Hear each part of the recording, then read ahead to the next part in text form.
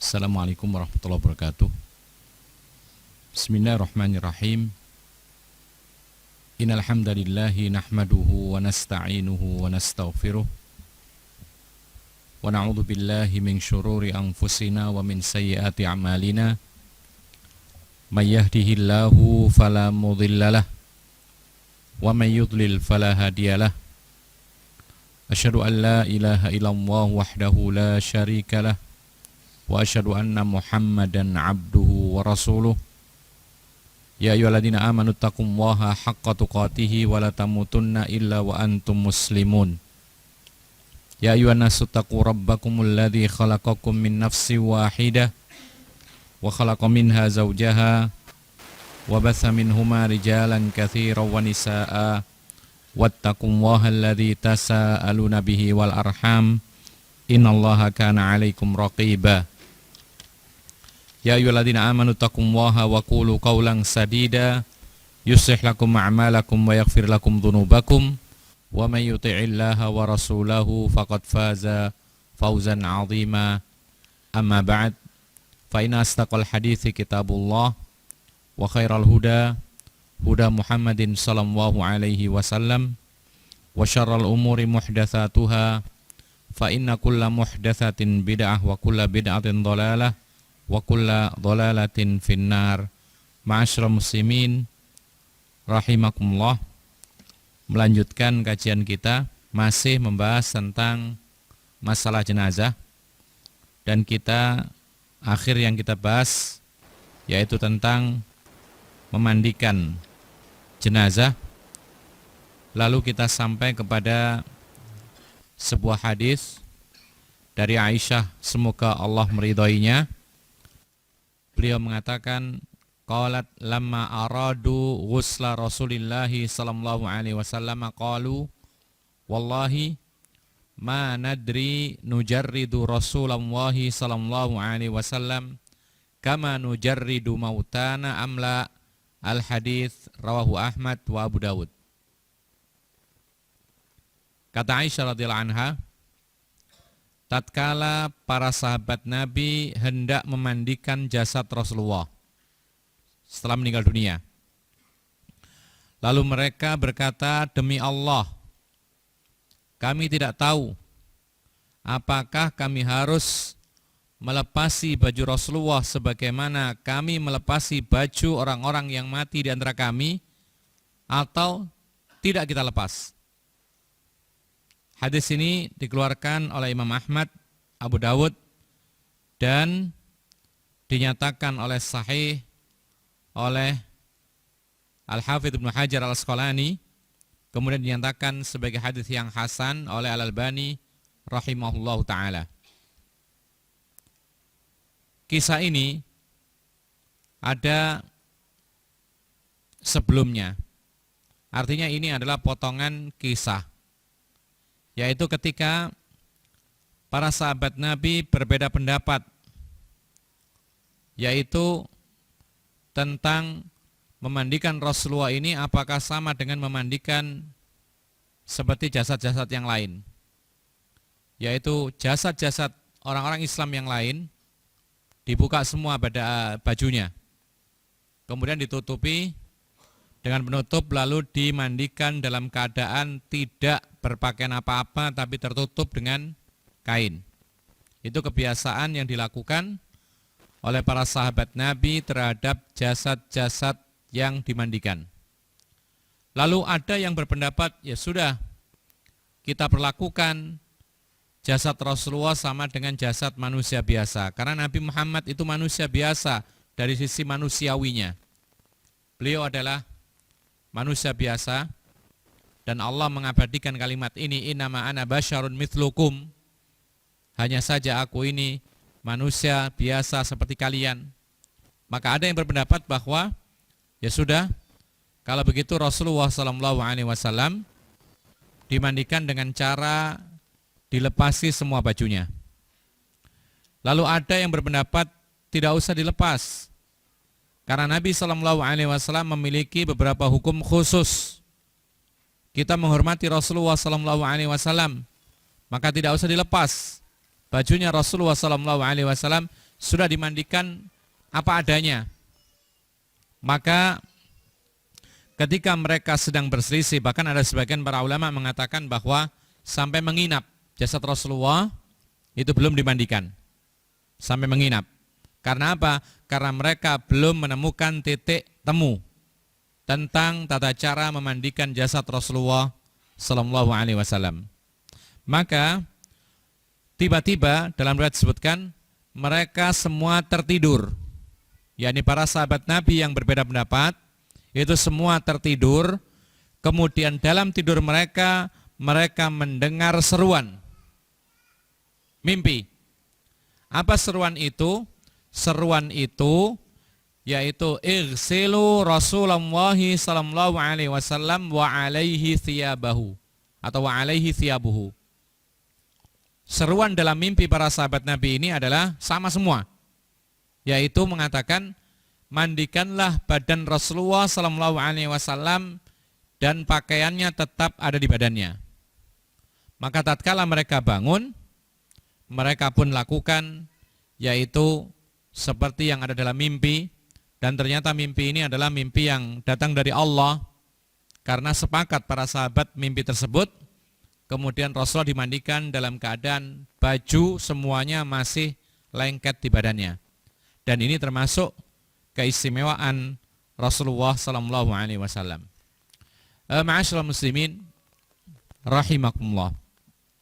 Maka hadis ini memberikan isyarat kepada kita bahwa yang disyariatkan selain Rasulullah ketika dimandikan jenazah itu, yaitu selain Rasulullah, itu malah justru dilepas semua baju.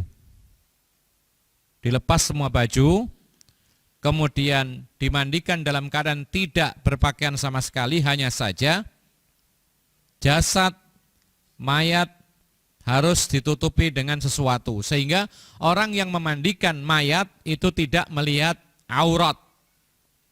Ya. Paling tidak yang ditutup adalah aurat mughalladhah. Aurat yang tidak biasa tampak meskipun di hadapan keluarga. Ini ditutup. Laki-laki misalnya, maka antara pusar sampai lutut itu harus ditutupi ketika memandikan. Meskipun yang memandikan adalah kerabat sendiri, anak sendiri, dan seterusnya. Dan itulah yang berlaku pada zaman dahulu sampai sekarang. Itu ma'ruf. Dan Rasulullah SAW demikian memperlakukan para sahabatnya yang meninggal dunia. Kemudian ma'asyiral muslimin rahimakumullah, Rasulullah pun juga menyetujui perbuatan para sahabat Nabi. Maka ini menjadi sebuah syariat. Ketika memandikan jenazah, maka semua pakaian yang melekat di badannya dilepas. Dimandikan dalam keadaan tidak berpakaian tetapi ditutupi auratnya. Demikian pula jenazah wanita. Maka dilepas semua pakaiannya, kemudian ditutupi sesuatu yang tidak biasa tampak di hadapan keluarganya. Yang tidak biasa tampak. Dari dada misalnya, atau dari pundak sampai mungkin ke lutut, ya, itu tidak biasa tampak meskipun di hadapan ayahnya, meskipun di hadapan saudaranya sendiri kandung, maka tidak layak ditampakkan seperti paha misalnya, atau di atasnya lagi, atau kemudian perut. Maka ini ditutupi meskipun yang memandikan adalah orang-orang dekatnya mayat perempuan tersebut. Nah, ma'asyiral muslimin rahimakumullah, dalam kisah ini yang memandikan jasad Rasulullah SAW tidak lepas dari kerabat Rasulullah. Tidak lepas dari kerabat Rasulullah. Disebutkan dalam hadis-hadis yang sahih, di antara orang yang memandikan jasad Rasulullah adalah Ali bin Abi Thalib. Ali bin Abi Thalib kerabat. Apanya Nabi? Apanya Nabi? Sepupu. Karena dia anaknya paman Nabi, orang dekat. Kemudian di antara yang memandikan jasad Rasulullah adalah pamannya sendiri Al-Abbas. Al-Abbas. Jadi ada Ali, ada Al-Abbas, pamannya beliau. Kemudian ada anak pamannya Rasulullah, yaitu Fadl ibnu Abbas. Nomor berapa ini? Nomor 3. Memandikan Rasulullah SAW, Fadl ibnu Abbas. Kemudian juga ada anaknya Ibnu Abbas yang lain, yaitu Qasam ibnu Abbas. Yang keberapa ini? Yang keempat. Kemudian ada pula satu yang lainnya, yaitu Usamah ibnu Zaid. Usamah ibnu Zaid. Apanya Nabi? Usamah bin Zaid ibnu Harithah. Dekat dengan Rasulullah, yaitu anak salah satu orang yang pernah diangkat oleh Rasulullah sebagai anak. Jadi anaknya, anak angkatnya Rasulullah, Zaid ibnu Harithah. Dan ini dahulu awal sebelum dilarang mengangkat anak sebagaimana anak kandung, nasabnya dinisbatkan kepadanya, mewarisi dan diwarisi. Ini dahulu. Lalu turun ayat melarang menjadikan anak orang lain seperti anak sendiri, tidak boleh. Ya, tidak boleh. Kemudian ada orang tidak punya anak, keluarga tidak punya anak, lalu ngambil anak tetangga, kemudian didaftarkan ke mana, Dukcapil ya. Kemudian diletakkanlah di situ nasabnya kepada dirinya. Tidak boleh. Dalam Islam dilarang. Adapun masalah mengasuh, membantu, membiayai, menjadi kafil, ya, dan lain sebagainya, ini tetap dibolehkan. Oleh karena itu, ma'asyiral muslimin rahimakumullah, kalau ada keluarga yang tidak punya anak, pengen punya anak asuh, masih ada jalan. Bahkan masih bisa anak tersebut menjadi mahram. Ya. Suami istri tidak punya anak, lalu kemudian mengangkat anak orang lain, bisa menjadi mahram. Bagaimana caranya? Disusui. Sehingga anak tersebut menjadi anak persusuan. Dalam hal mahramiyah sama dengan anak sendiri. Karena ibunya yang menyusui menjadi ibu persusuan. Kemudian ayah daripada ibu yang menyusui atau suami daripada ibu yang menyusui menjadi ayah persusuan. Makanya para ulama mengatakan dalam bab persusuan ini disyaratkan anak yang menyusu ini adalah menyusu dari seorang wanita yang memang mengeluarkan susu itu karena sebab hamil, bukan diobat. Karena nanti akibatnya apa? Nanti akibatnya ada bapak persusuan dan ibu persusuan. Ya. Sehingga ketika seorang wanita bisa mengeluarkan air susu karena obat, maka para ulama mengatakan tidak sah sebagai anak persusuan. Karena air susu yang keluar itu bukan sebab hamil. Sehingga tidak ada bapak persusuannya nantinya. Kita kembali kepada yang memandikan Rasulullah SAW, lalu tambah lagi satu yang bernama Syakran, pakai qaf, pakai shin, Syakran. Siapa dia? Maula Rasulullah SAW. Beliau adalah mantan budaknya Rasulullah SAW, yaitu orang dekatnya Rasulullah SAW. Maka merekalah yang memandikan Rasulullah SAW. Tetapi sebagian para ulama mengatakan seperti Syakran yang tidak ada kaitan kerabat dengan Rasulullah, tidak ada hubungan darah dengan Rasulullah. Sebagian mengatakan beliau hanya sebagai pembantu saja, membantu menyiapkan air, membantu menyiapkan kafan, tidak menyentuh langsung jasad Rasulullah. Sebagian mengatakan demikian. Oleh karena itu, ma'asyiral muslimin rahimakumullah, ini menjadi dasar bagi kita bahwasanya yang berhak memandikan mayat bukan Pak RT, ya, atau bukan apa di tempat kita di desa itu namanya Amudin, bukan pula pengulu atau yang lainnya.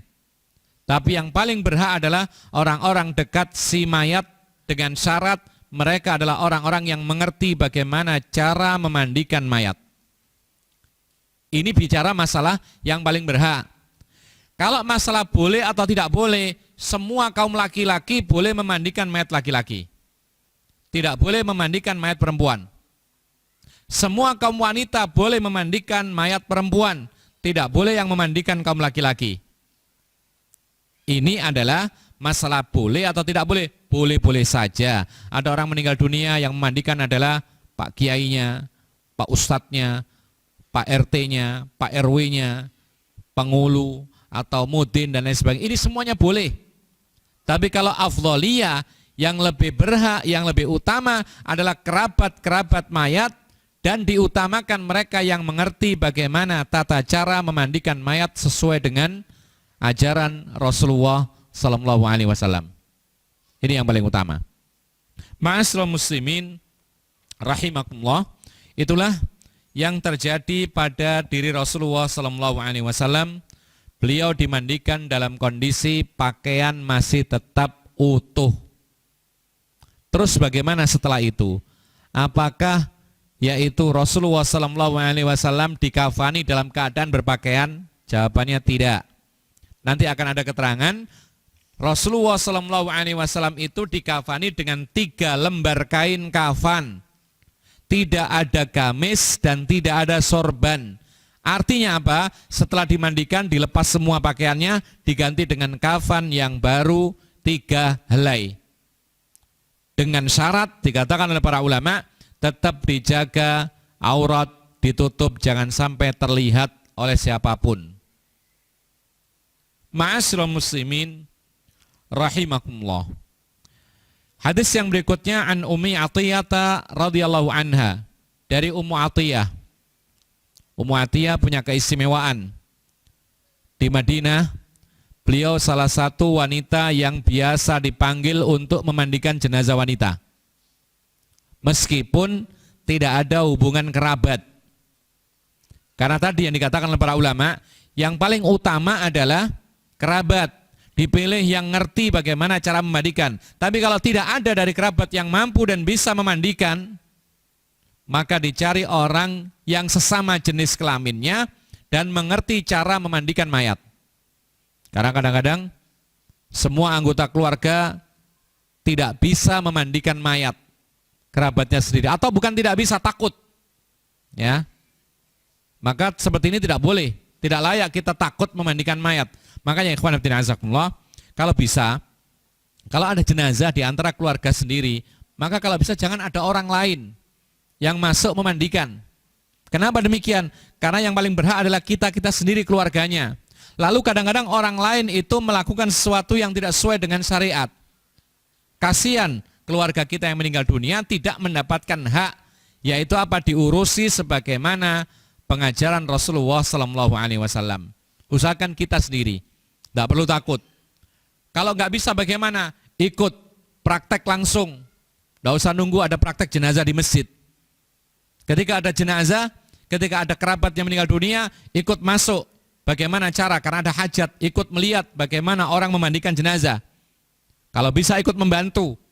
Kemudian ketika ada orang lain yang dekat yang meninggal dunia, kita yang berperan memandikan jenazah sesuai dengan ajaran Rasulullah sallallahu alaihi wasallam.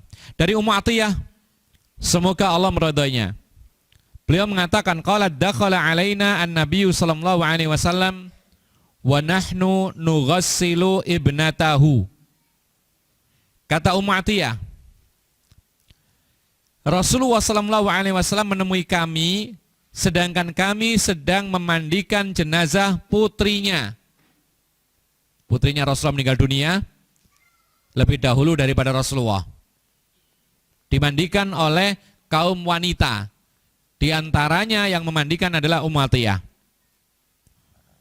Rasulullah menemui mereka yang sedang memandikan putrinya Rasulullah. Maka Rasulullah mengatakan, igsilnaha thalathan aw khamsan aw aktsara min dzalika in ra'aitunna dzalika bima'in wa sidrin waj'alna fil akhirati kafuran aw syai'an min kafurin falamma faragna adzannahu. Rasulullah sallallahu alaihi wasallam mengatakan kepada para petugas yang memandikan jenazah putrinya, di antaranya Ummu Atiyah, beliau katakan, mandikanlah putriku ini 3 kali. atau 5 kali, atau lebih daripada 5 kalau memang dianggap perlu. Diulang-ulang, 3 minimal, 5 kalau perlu, kalau masih kurang 7 kali.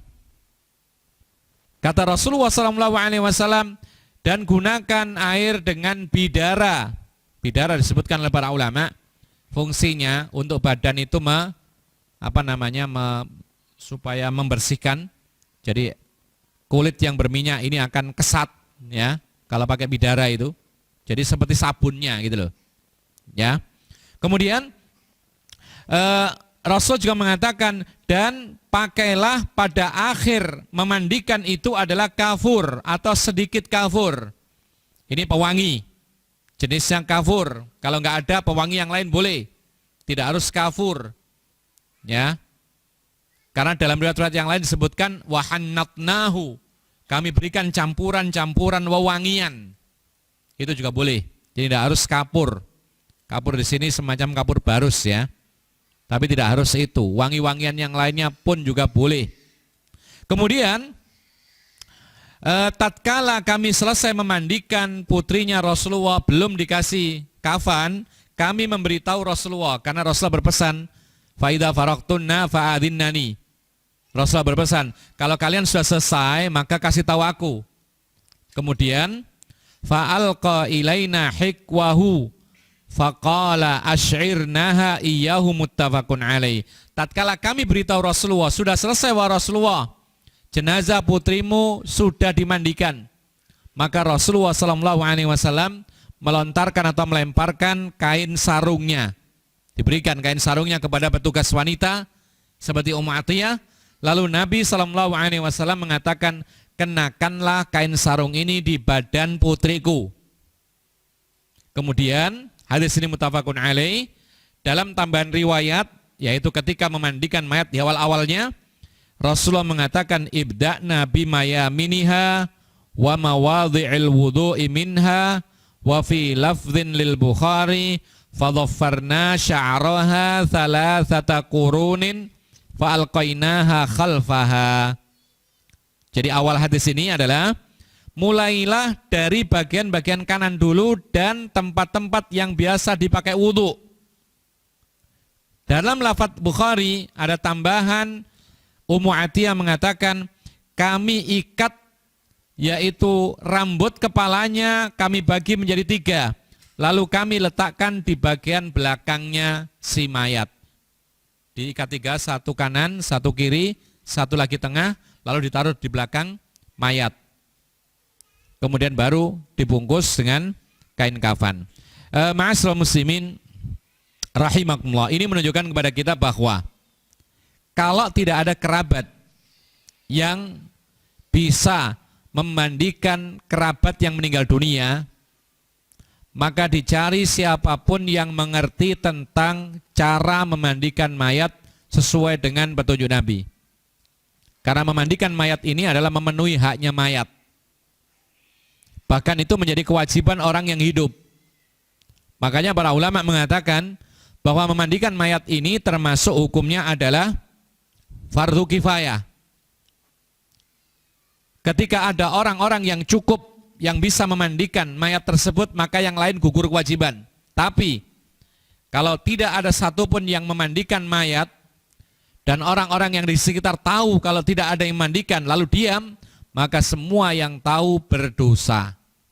Ini konsekuensi hukum fardu kifayah.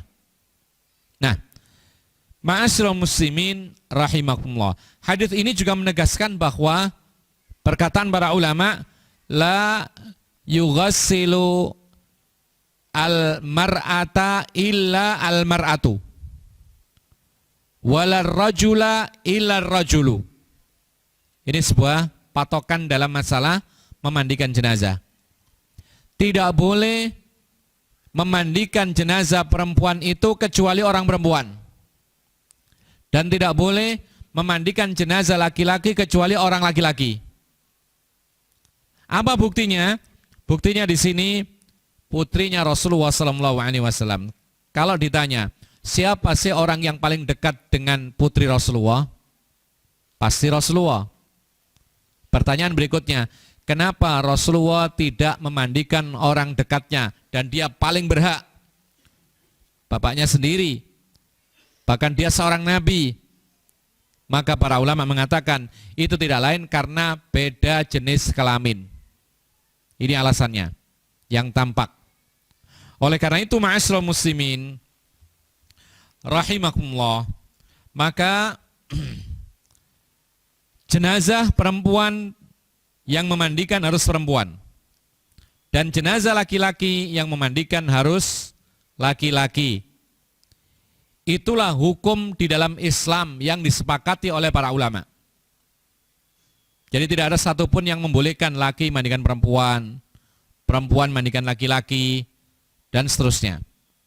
Nah, ma'asyiral muslimin rahimakumullah, alasannya tadi karena Rasulullah SAW sebagai ayah dari putrinya, tapi beliau tidak memandikan putrinya sendiri karena lawan jenisnya.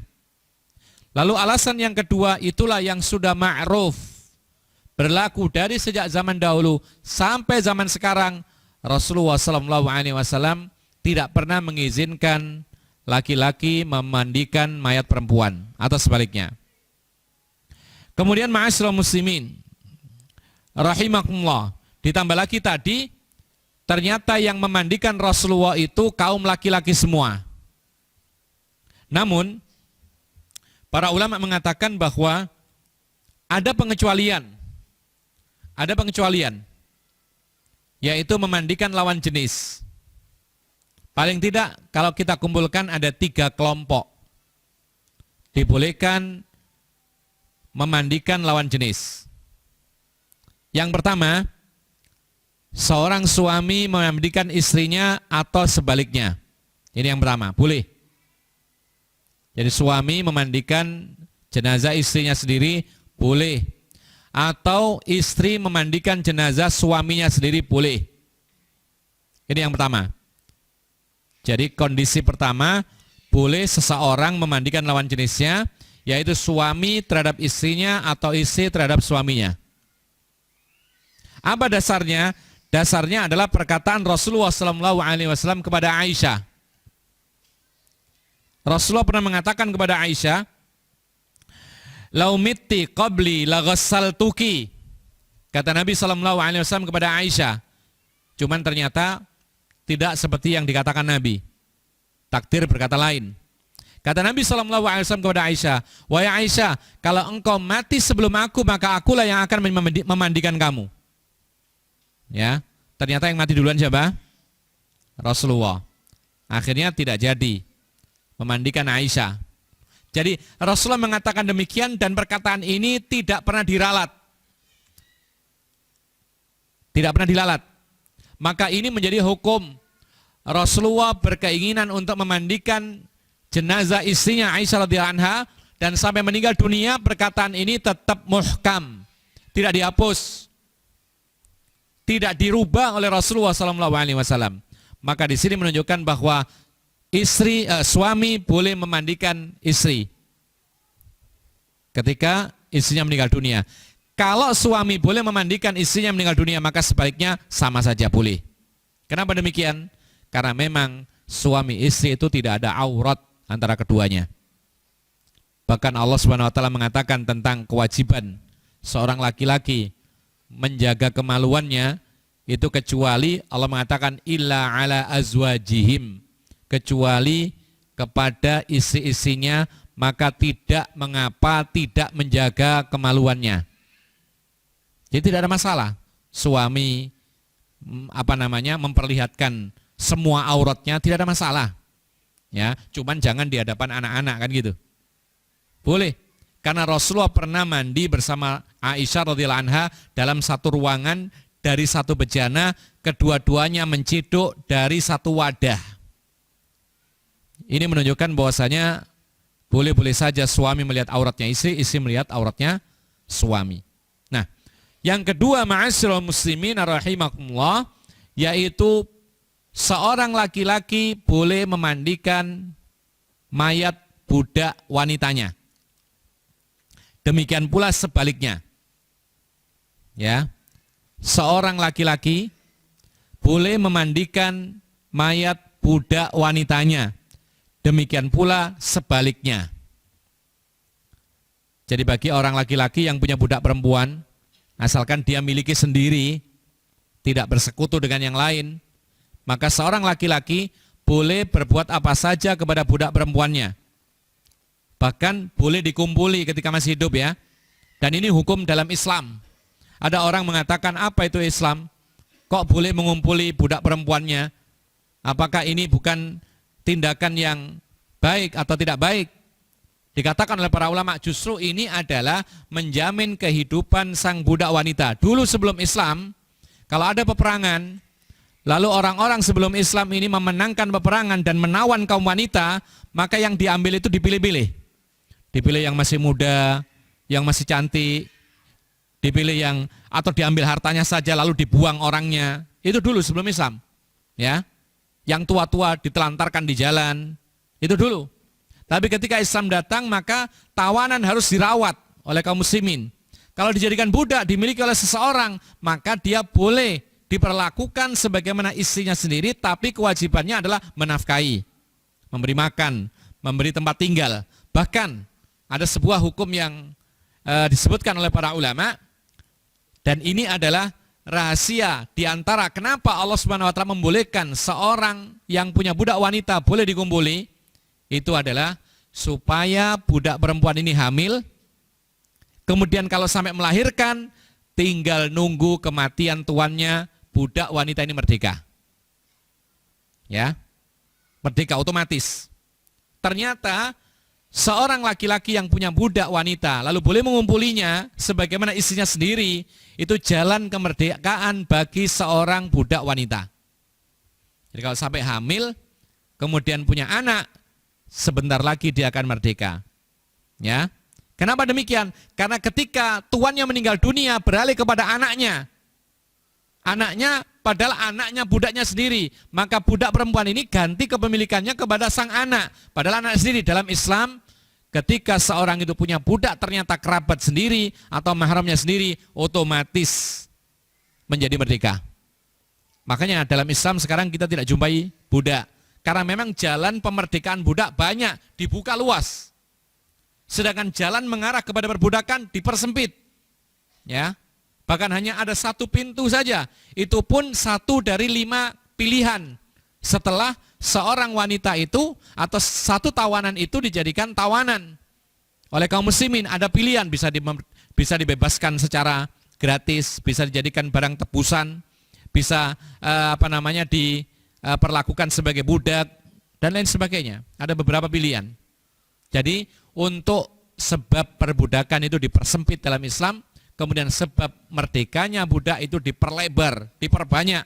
Bahkan ada dosa-dosa yang kafaratnya adalah memerdekakan budak. Bahkan ada pembunuhan yang tidak sengaja, diantara kafaratnya adalah memerdekakan budak. Sumpah yang tidak benar, maka diantara kafaratnya memerdekakan budak. Seorang laki-laki mengumpuli istrinya ketika puasa Ramadan, diantaranya kafaratnya memerdekakan budak. Dan masih banyak lagi kafarat-kafarat isinya adalah memerdekakan budak. Pantas sekarang kita tidak jumpai budak. Belum lagi ada akhlakul karimah bagi orang-orang kaya, dipuji oleh Rasulullah SAW, seperti Abu Bakar, kebiasaan membeli budak hanya untuk dimerdekakan. Ini juga termasuk kedermawanan. Bahkan Rasulullah menganjurkan orang-orang Islam untuk memerdekakan budak mereka. Sehingga sekarang tidak kita jumpai seorang pun budak. Nah, kalau nggak ada budak, bagaimana dengan amalan-amalan atau kafarat-kafarat yang di dalamnya adalah memerdekakan budak? Kalau nggak ada budak gimana? Jawabannya, kalau ada gantinya mengarah kepada gantinya. Tapi kalau nggak ada gantinya gimana? Dikatakan oleh para ulama, gantinya kalau memang nggak ada gantinya dalam syariat, yaitu harus mengeluarkan harta, menyedekahkan harta seharga budak. Contoh, menggugurkan janin secara sengaja. Apa kafarahnya? Memerdekakan budak. Ya, imlasul mar'ah. Kata Rasulullah SAW, fihi abdun au amatun. menggugurkan kandungan secara sengaja, itu kafaratnya adalah memerdekakan satu budak. Tidak ada gantinya, nggak ada puasa, nggak ada sedekah yang lain. Budak satu orang saja.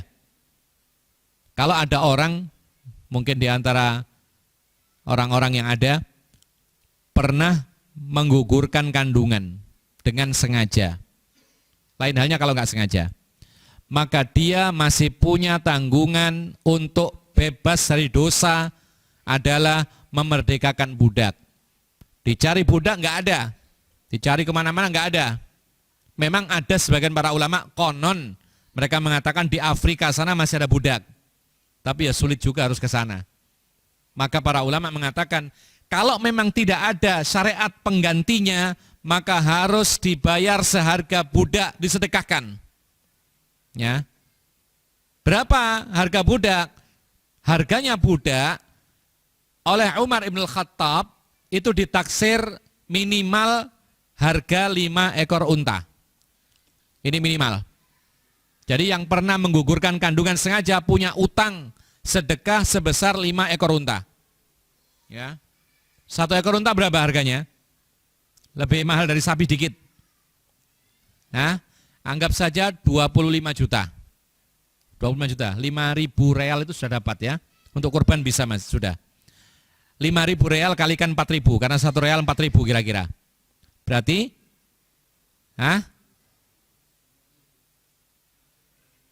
25 juta. 1 ekor unta itu 25 juta, ya pantas lah ini. 25 juta, ya. Kalikan 5, 125 juta. Bagi siapa saja yang pernah menggugurkan kandungan secara sengaja, maka dia harus bersedekah sekira-kira atau kira-kira 125 juta. Aborsi dan semisal. Ini harus. Kalau enggak dia punya hutang di hadapan Allah Subhanahu wa taala. Dia enggak bisa masuk surga kecuali sudah bayar. Mumpung masih hidup. Ya. Nah, ma'asyiral muslimin rahimakumullah. Jadi kita kembali kepada masalah kita. Sampai mana tadi?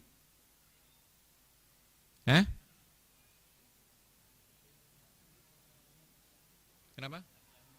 Oh ya. Jadi budak wanita itu boleh dimandikan oleh tuannya atau tuan boleh dimandikan oleh budak wanitanya. Ini yang kedua. Lalu yang ketiga yang disebutkan oleh para ulama as-saghir. As-saghir au man la yu'tabaru auratuhu.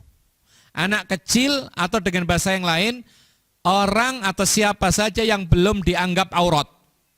Anak kecil 1 tahun, 2 tahun, 3 tahun yang belum dianggap auratnya. Ya. Maka ini boleh dimandikan oleh lawan jenisnya. Seperti siapa? Anak kecil laki-laki misalnya 2 tahun meninggal dunia yang memandikan ibunya, boleh. Anak kecil perempuan meninggal dunia yang memandikan adalah ayahnya sendiri, boleh. Kenapa demikian? Karena mereka anak-anak yang belum dianggap auratnya. Hanya itu yang dibolehkan saling memandikan lawan jenisnya. Selain ini, maka tidak boleh laki memandikan perempuan atau yang sebaliknya. Kemudian ma'asyiral muslimin rahimakumullah. Demikianlah tata cara memandikan mayat itu, kalau kita teliti kembali itu sama dengan mandi jinabat yang sempurna. Sama. Cuman bedanya apa? Kalau mandi jinabat orangnya sendiri. Kalau memandikan mayat, orang hidup memandikan orang mati. Cuman tata caranya itu ada yang namanya mencuci bagian-bagian ujung-ujung tangan, kaki, kemudian berwudu sempurna, tapi diwudukan. Makanya Rasulullah SAW mengatakan mulailah bagian kanan dulu, anggota badan yang diwudukan, baru kemudian dibersihkan semua kepalanya, badannya dan seterusnya. Sama persis dengan mandi jinabat, cuman pelakunya berbeda. Hanya saja para ulama mengatakan untuk berkumur dan istinsyak ini tidak mungkin dilakukan seperti orang yang mandi jinabat. Karena orang mati tidak bisa menghirup. Ya, kalau dia menghirup berarti masih hidup kan gitu. Jadi orang mati tidak mungkin dia berkumur, beristinsyak. Maka gantinya yaitu diambil kain, kemudian dikasih basah air, kemudian diusapkan, dibersihkan hidungnya, dalamnya, kemudian langit-langit mulutnya juga diusap, dibersihkan. Ya, seperti kita merawat orang-orang yang sakit gitu loh. Bagaimana membersihkan mulutnya sampai bersih. bagaimana membersihkan hidungnya sampai bersih, telinganya dibersihkan semuanya. Ya. Nah, setelah itu ma'asyiral muslimin rahimakumullah, di antara yang boleh dilakukan, sebagian mengatakan ini sunnah. Sebagian mengatakan ini sunnah. Kalau jenazahnya perempuan, maka ketika sebelum dibungkus dengan kain kafan, rambut diikat menjadi 3, kanan 1, kiri 1, tengah 1 lagi, lalu diletakkan di punggungnya, kemudian baru dibungkus kain. Sebagian mengatakan mubah, sebagian mengatakan sunnah. Wallahu alam, karena tidak ada perintah Rasulullah SAW, tapi Rasulullah menyetujuinya, maka kita katakan paling maksimal ini adalah sunnah yang dilakukan oleh para sahabat Nabi. Rasulullah menyetujuinya. Artinya ini tidak sampai wajib, karena Rasulullah tidak pernah memerintahkan hal itu. Jadi andaikan diikat 1 saja, taruh belakang boleh, atau diikat 2 juga boleh, tidak diikat pun juga tidak ada masalah. Ya, tapi kalau ingin sesuai dengan kebiasaan para sahabiat yang meninggal dunia, diikat 3 lalu diletakkan ke belakang punggungnya. Ma'asyiral muslimin rahimakumullah. Isya belum? Nah? Kemudian dikatakan oleh para ulama bahwasanya ada satu hal yang harus diperhatikan oleh orang-orang yang memandikan mayat. Satu hal yang diperhatikan oleh orang-orang yang memandikan mayat. Apa itu? Seandainya dia mendapati aib pada jasad mayat, maka haram hukumnya untuk menceritakan kepada orang lain. Ya, sekali lagi, kalau seandainya orang yang memandikan mayat itu mendapati aib pada fisik jasad mayat tadi, maka haram hukumnya menceritakan kepada orang lain. Kenapa demikian? Ini kehormatan mayat. Yang pertama. Yang kedua, selama ini mayat menyembunyikan. Tapi tiba-tiba ketika meninggal dunia, dimandikan oleh orang ini, lalu disebarkan aibnya. Terbongkar aibnya gara-gara ada orang yang memandikannya. Jadi ketika dia hidup, dia simpan, tidak kelihatan orang. Maka kita harus menyimpan aibnya saudara kita, fisiknya atau yang semisalnya. Kadang-kadang ada orang itu punya penyakit di badannya yang tersimpan rapi. Tidak ada yang tahu kecuali orang yang memandikan, karena orang yang memandikan nanti akan menggosok badannya semuanya. Ya, dengan kaos tangan dari kain dan semisal. Pasti akan mendapati sesuatu, kalau ada benjolan dia dapati, kalau ada sesuatu yang cacat dia dapati, dan seterusnya. Maka ini haram hukumnya menceritakan. Rasulullah SAW mengatakan, man ghassala mayyitan wa adda fihi al-amanah wa lam yanshur fihi minhu aibahu kharaja min dhunubihi kayaumin waladatu ummuh. Akhrajahu Ahmad bisanadin la ba'sa bih. Kata Nabi SAW, siapa yang memandikan mayat, menunaikan amanahnya, dan tidak menceritakan aibnya mayat, maka dia keluar dari memandikan ini seperti orang yang baru dilahirkan oleh ibunya. Dosanya dihapus oleh Allah Subhanahu wa taala ketika dia tidak menceritakan aib pada mayat yang baru dia jumpainya. Wallahu a'lam. Adzan? Silakan adzan dulu, kita skors. Setelah adzan kita lanjutkan. Wallahu a'lam.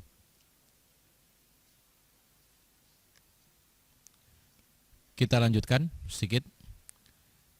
Dari hadis Ummu Atiyah yang menceritakan bahwa beliau bertugas memandikan putrinya Rasulullah sallallahu alaihi wasallam, yaitu Zainab bintu Rasulillah sallallahu alaihi wasallam. Maka ada perkataan para ulama bahwa memandikan mayat itu bagusnya diulang-ulang. Sempurnanya minimal 3 kali. Diulang bagaimana maksudnya? Ya diulang dari awal. Kalau awalnya misalnya mencuci bagian tangan misalnya, lalu kemudian mewudukkannya, kemudian mencuci kepalanya, lalu membasuh semua badannya, maka diulangi lagi dari awal. Yang kedua kali, selesai yang ketiga kali. Demikian. Kalau sudah bersih, diperkirakan tidak ada yang keluar lagi sesuatu yang kotor, mungkin dari mulutnya, dari kemaluannya, atau dari dua jalannya tidak ada sesuatu yang keluar, maka boleh segera dikafani. Tetapi kalau masih ada kotor, perlu dicuci kembali, diulang terus-menerus sampai lebih daripada 3 kali tidak mengapa, sampai 5 kali boleh, 7 kali, dan diusahakan yaitu selesainya pada angka ganjil. Ganjil di sini minimal 3 kali. Itulah yang dikatakan Rasulullah kepada putrinya atau Ummu Atiyah yang memandikan putrinya Zainab binti Rasulillah sallallahu alaihi wasallam. Namun dikatakan oleh para ulama bahwasanya dalam urusan memandikan mayat yang wajib itu sekali bersih. Ini yang wajib. Jadi kalau sekali sudah bersih ini cukup sah. Diulang sunnah. Sampai 3 kali itu sunnah, 5 kali sunnah, 7 kali juga sunnah. Tapi andaikan sekali saja sudah bersih, sudah suci, maka ini sudah sah. Karena kewajibannya terpenuhi, dikatakan oleh para ulama, karena maksud atau tujuan daripada memandikan mayat adalah menyucikan mayat. Ketika sudah suci, maka itu sudah sah. Ya, ini hampir sama dengan kita kalau wudhu, itu kan ada yang 3 kali. Ya, dan itu yang sempurna. Tetapi Rasulullah pernah wudhu sekali-sekali ketika pulang perjalanan dari Arafah ke Muzdalifah. Beliau turun sejenak, kemudian buang air kecil, lalu wudhunya sekali-sekali. Dan dilakukan juga oleh Ibnu Umar. Para ulama mengatakan ini menunjukkan bahwa wudhu yang wajib semuanya sekali. Mencuci tangannya sekali, membasuh wajahnya sekali, kepala sekali, kakinya pun sekali. Sudah sah, cukup. Dan hilanglah hadas kecilnya dan boleh sholat dengan demikian. Tapi yang sempurna adalah yang diulang 3 kali 3 kali. Ma'asyiral muslimina rahimakumullah. Berkaitan dengan rambutnya mayat tadi, ada sebuah pembahasan yang disebutkan oleh para ulama, boleh atau tidak seandainya rambut mayat itu dipotong. Ya, dirapikan, dipotong, atau mungkin laki-laki yang meninggal dunia kumisnya dipotong misalnya, atau mungkin kukunya dipotongi satu-satu dan semisal, boleh atau tidak? Maka dijawab oleh para ulama, kalau tidak ada hajat, tidak ada kebutuhan, ya, maka tidak usah dipotong. Bahkan tidak boleh dipotong.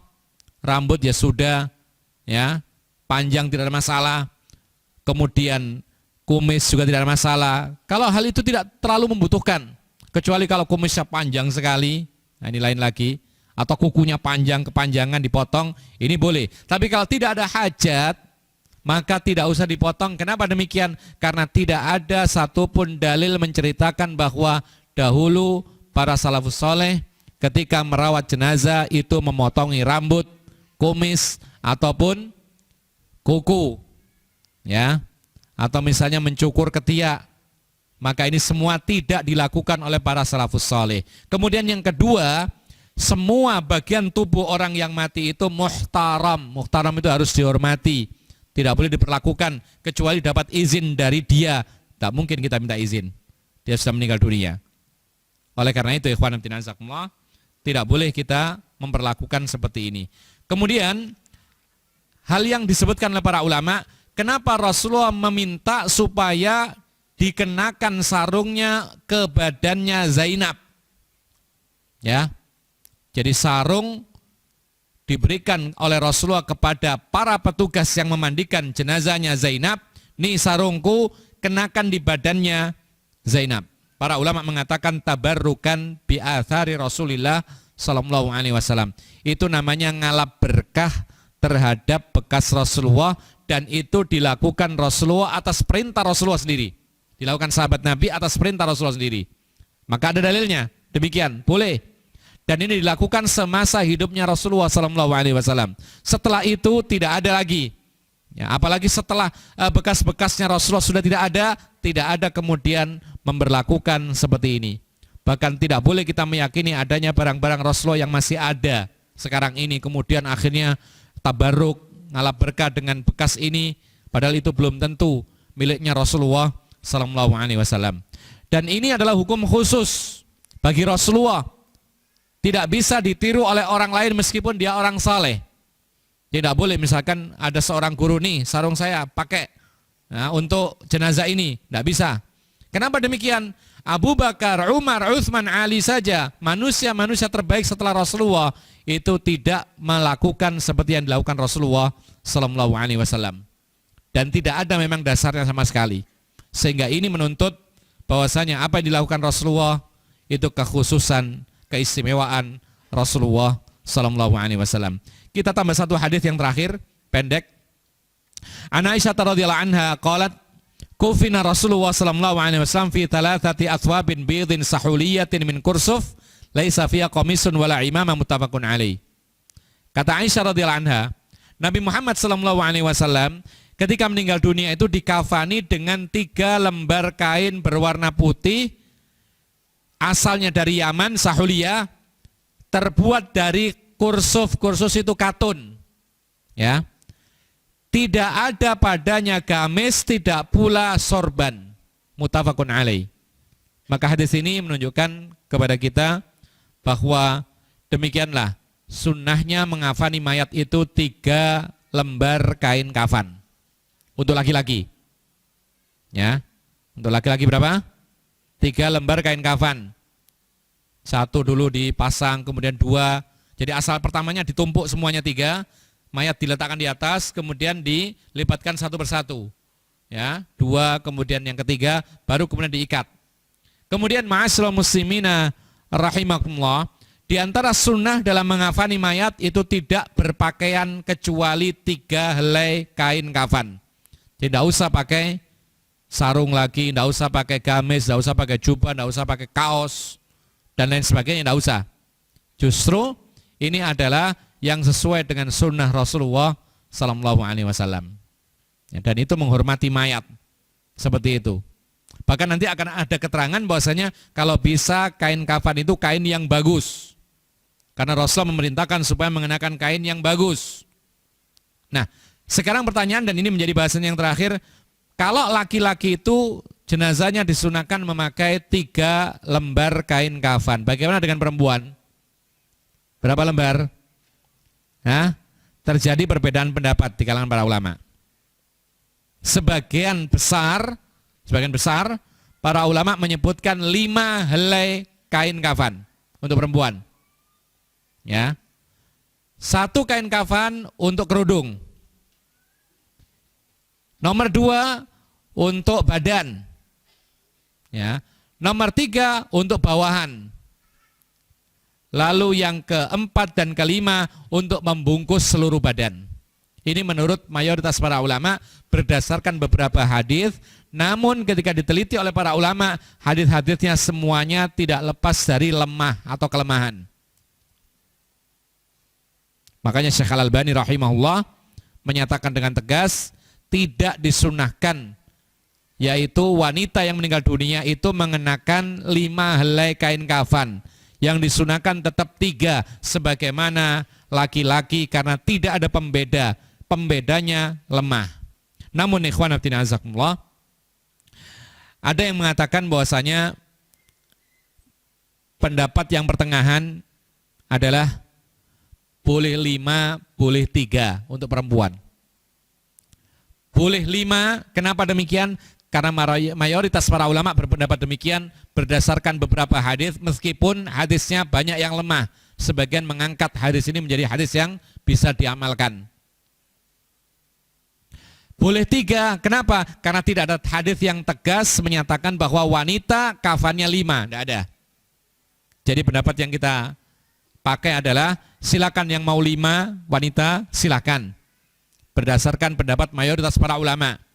Yang 3 tetap berpegang teguh kepada apa yang dilakukan oleh para sahabat Nabi kepada Nabi kita Muhammad, dan tidak adanya hadis yang tegas tentang 5 helai kain kafan untuk perempuan. Kembali kepada hukum asal, laki perempuan sama, ya sudah 3, tidak usah bertengkar dalam masalah seperti ini. Dikatakan oleh para ulama ini masalah ijtihadiyah, bukan masalah akidah, ya. Tapi ini adalah ijtihadiyah, maka kita harus toleran, lapang dada dengan orang-orang yang berseberangan dengan masalah dengan kita dalam masalah ini. Bukan masalah akidah ini.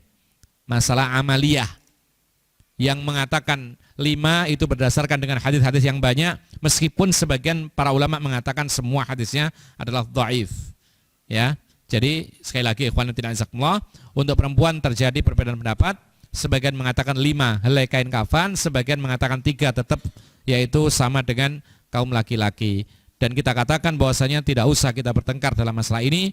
Yang penting kita mengafani mayat dengan sebaik-baiknya. Nanti akan ada beberapa aturan tentang kain kafan yang dianjurkan oleh Rasulullah Sallallahu Alaihi Wasallam. Bahkan nanti akan ada keterangan bahwasanya Rasulullah itu dikafani yang paling luar itu adalah kain hibarah. Kain hibarah ini putih tapi tidak polos. Apa itu? Putih bersih tapi ada motifnya.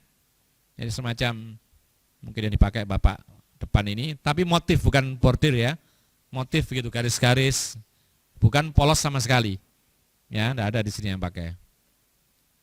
Jadi kalau bisa, kalau ada, tapi kalau tidak ya sudah, yang putih, yang polos biasa itu pun sudah cukup, karena banyak para sahabat Nabi yang dimakamkan dengan memakai kain putih polos, tidak ada motif sama sekali. Kemudian kita sambung dengan tanya jawab kalau ada memang. Silakan. Ya. Waalaikumsalam warahmatullahi wabarakatuh. Tidak boleh, sudah ada fatwa para ulama. Jadi aplikasi merubah wajah dituakan, ya kan? Tahun 2050 bagaimana nanti? Padahal sekarang masih tahun berapa ini? 2019. Ya kalau hidup tahun 2050. Kalau enggak, maka itu meramal. Jadi ada beberapa alasan. Yang pertama, disebutkan oleh para ulama, aplikasi merubah wajah, kemudian mengira-ngira umur sekian, bagaimana wajahnya dan sebagainya. Yang pertama, di situ merubah ciptaan Allah. Merubah-rubah ciptaan Allah, dan itu merupakan ketaatan kepada setan. Allah mengatakan tentang setan, wala amurannahum fala yughayyiruna khalqallah. Setan berazam, bertekad, yaitu sungguh kami akan memerintahkan manusia untuk merubah ciptaan Allah, maka mereka akhirnya melakukan, mengikuti setan. Ini yang pertama. Lalu yang kedua diantaranya adalah yaitu apa? Yaitu meramal atau mengira-ngira sesuatu yang belum tentu. Ya, belum tentu dia bisa hidup selama itu. Yang penting itu juga tidak ada manfaatnya. Apa manfaatnya dirubah-rubah? Ya, apa manfaatnya juga dirubah-rubah? Wallahu alam. Atau diedit misalnya, ya, misalnya yang yang kurang ganteng digantengkan. Ini kurang bersyukur dengan nikmat Allah Subhanahu Wa Taala. Wallahu alam. Ada lagi? Ya, belakang dulu.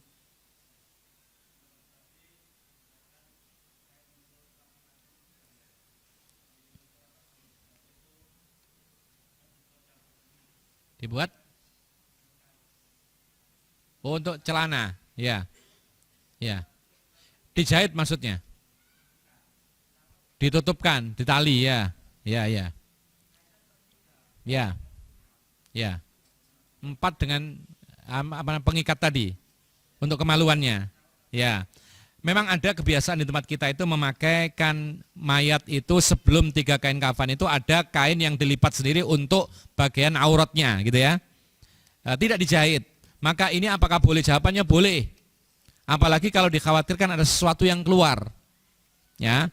Karena biasanya mayat itu ketika sudah meninggal dunia kan dia tidak seperti orang hidup bisa menahan diri. Tapi kalau sudah meninggal dunia, kena goncangan dia akan keluar sesuatu.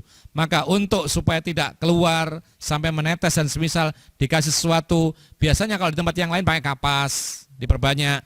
Atau kalau tidak, maka kain sendiri dilipat, ditutupkan di auratnya supaya tidak keluar sesuatu, maka ini dibolehkan. Ini tidak masuk dalam hitungan kain kafan. Boleh, masih boleh. Wallahu alam. Yang depannya, ya.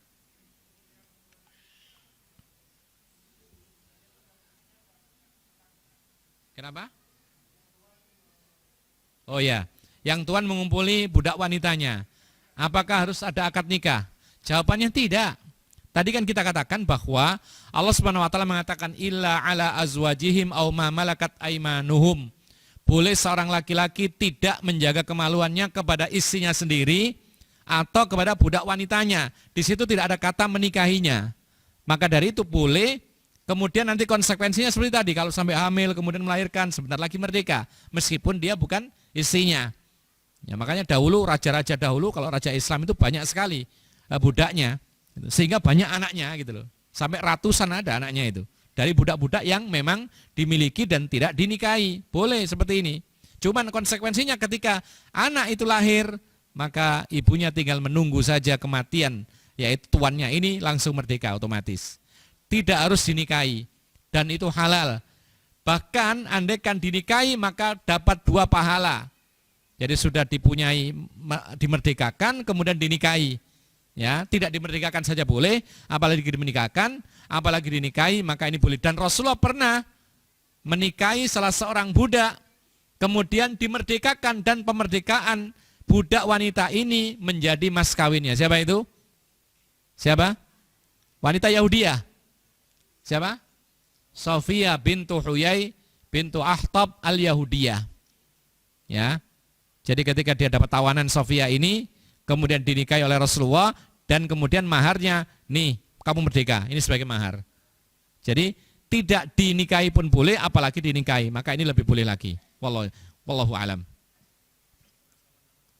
Nasab kepada bapaknya, tetap kepada bapaknya. Semua nasab kepada bapaknya. Ya.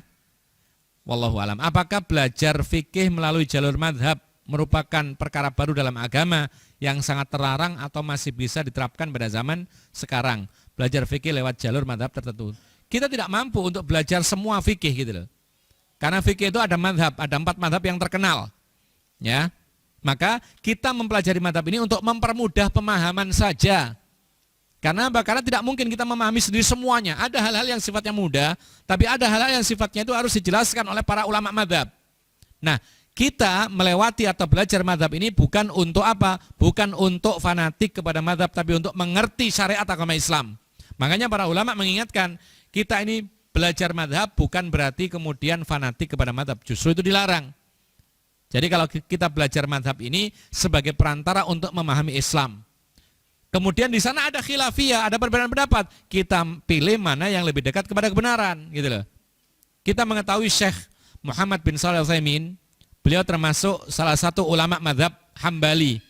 Tapi ketika ada pendapat Imam Ahmad yang bertolak belakang dengan dalil, dia tidak segan meninggalkannya. Ngambil pendapat yang lain, ngambil pendapatnya Syafi'i, ngambil pendapatnya yang lain. Biasa. Jadi kalau kita langsung ngambil semua mazhab, mungkin kita mati belum selesai semua. Ya, karena ilmu agama ini luas.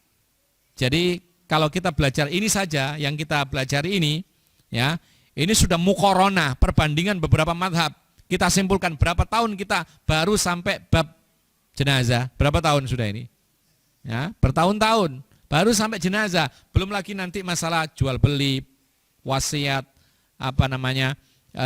wakaf, ada lagi nikah dan lain sebagainya. Semuanya banyak ini. Jadi kita belajar madhab ini tetap berlaku, dan ini untuk memudahkan pemahaman agama Islam saja, dan tidak boleh kita fanatik kepada satu madhab. Kalau kita fanatik kepada satu madhab atau imam, berarti kita mengganti Rasulullah dengan imam tersebut. Ya kan? Karena kita ini diperintahkan untuk mengikuti Allah dan Rasulnya, bukan madhab atau bukan imam. Wallahu alam. Apakah seorang budak perempuan itu otomatis halal buat majikannya sehingga halal untuk digauli, ataukah ada akad pernikahan dulu? Tidak harus dinikahi, tapi ada kewajiban namanya istibra. Istibra ini adalah menunggu sampai diketahui betul-betul kosong rahimnya, supaya tidak bercampur nasab. Itu namanya istibra. Istibra itu bisa dihasilkan dengan cara apa? Terjadinya 1 kali haid. Jadi kalau misalnya ada orang Islam menawan kaum kafir, ada perempuan, kemudian dimiliki bagiannya dia, ghanimahnya, bagian budak perempuan, kemudian tidak boleh langsung digauli, ditunggu 1 kali haid. Setelah 1 kali haid, baru halal. Karena ketika haid dipastikan tidak ada janin di dalam perutnya, sehingga dia menjadi halal bagi tuannya. Dengan syarat pula, sebagian para ulama mengatakan, yaitu budak wanita ini bukan mustarak, yaitu bukan milik banyak orang. Kadang-kadang dapat cuman beberapa atau 1 tawanan, kemudian miliknya kaum muslimin banyak, sehingga bersekutu. Ini tidak boleh dikumpuli karena banyak tuannya, tapi tetap pemiliknya adalah banyak orang, tapi hukum masalah menggaulinya itu dilarang dilakukan. Wallahu alam bissawab. Ya, ada yang lain? Ya.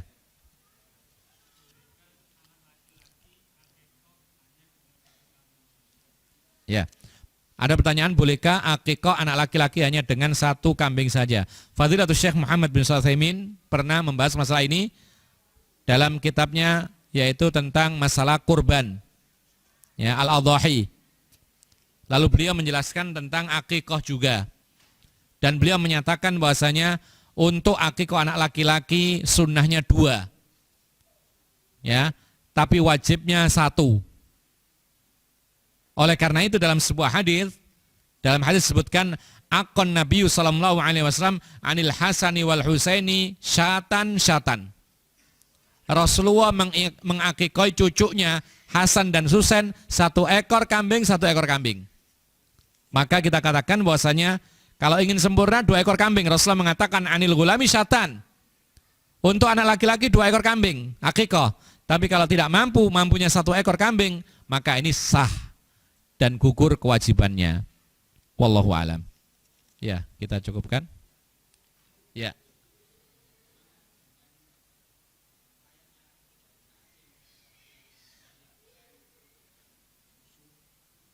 Pen, ya. Alat apa? Apa itu? Oh ya. Bagaimana dengan mayat? Hah? Gigi palsu. Gigi palsu berupa apa, Mas? Kawat gigi dan lain sebagainya. Taib. Apa harus dilepas atau tidak? Ada pertanyaan bagus. Bagaimana mayat yang ada benda-benda asing, alat bantu seperti ada patah tulang, ada pennya.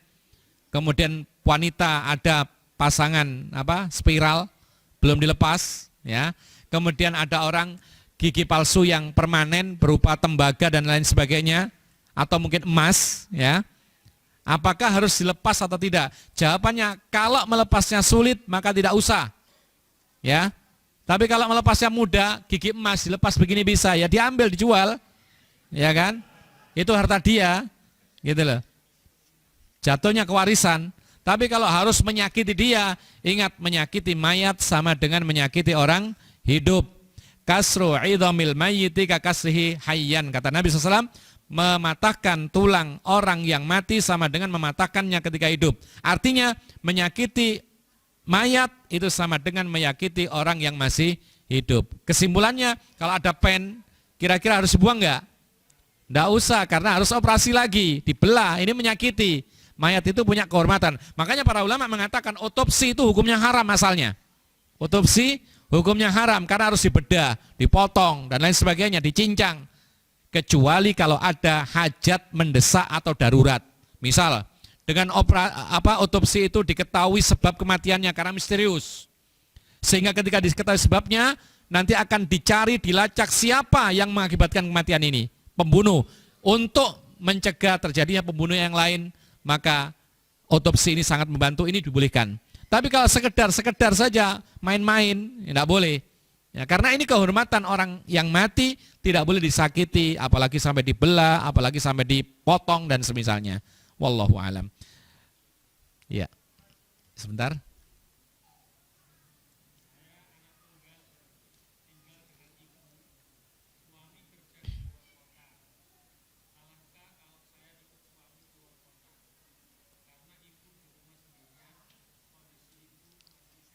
Ya. Ada seorang perempuan punya suami, tapi suaminya kerja di luar kota. Kemudian pertanyaannya, salahkah saya ini tinggal jauh dari ibu, tinggal bersama suami, padahal atau ibu masih sehat? Jawabannya tidak salah. Yang penting ibu ini ridho atau tidak. Ingat, Rasulullah mengatakan, inna ridhallahi fi ridhal walidain. Ridhonya Allah bergantung kepada ridhonya orang tua. Kalau ibunya rela tidak ada masalah. Cuman jangan sampai, lihat saja, jangan sampai ibu itu merelakan karena nggak enak. Lihat tanda-tandanya. Jadi kita harus pandai-pandai melihat bagaimana ibu ini dengan bahasa tubuhnya, apa rela atau tidak. Nah, ada solusi yang lain, bawa ibunya keluar kota kalau mau. Ya, kalau memang tidak memungkinkan karena orang tua itu sulit ya pindah rumah, jangankan sampai luar kota, pindah rumah sebelah. Saya sendiri punya orang tua, sampai sekarang tidak mau pindah meskipun hanya jarak 50 meter saja. Rumah lama kelihatan, itu tidak mau pindah, karena apa? Sulit untuk memindah orang tua dari rumah lama ke rumah baru. Nah, kalau memang tidak memungkinkan pindah, maka meskipun kita tinggal di luar kota, usahakan ada waktu-waktu tertentu kita menjenguk orang tua.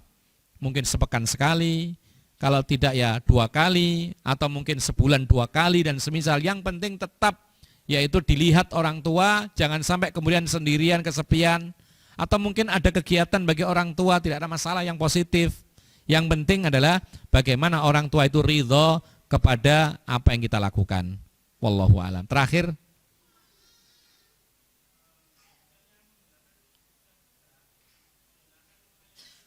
ya, ini sudah dibahas oleh para ulama. Bagaimana dengan dokter bedah yang praktek ya, praktek untuk belajar gitu ya.